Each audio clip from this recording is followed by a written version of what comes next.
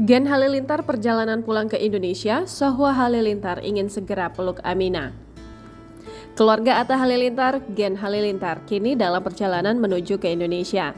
Adik Atta Halilintar, Sohwa Halilintar, mengaku tak sabar bertemu dengan keponakannya, Aminah Hana Nur Atta. Dikutip dalam kanal YouTube Gen Halilintar pada Minggu 10 Juli 2022, Sohwa mengaku ingin segera memeluk Aminah.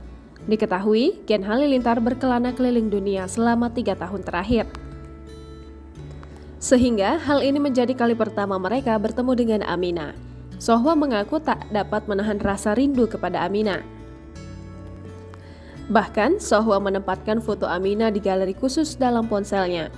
Selain itu, Sajidah Halilintar juga mengungkapkan antusiasnya akan bertemu dengan Aminah. Bahkan, adik Thorik Halilintar itu sampai tak bisa mengungkapkan dengan kata-kata. Sajidah menambahkan ia telah membelikan oleh-oleh untuk keponakannya itu.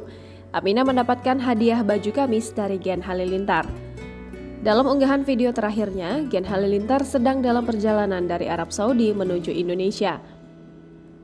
Gen Halilintar sempat transit ke Bandara Internasional Muscat, Oman. Yang pertama kali dilakuin apa? Peluk. Wih, peluk. Jangan lupa subscribe, share, komen, dan like ya.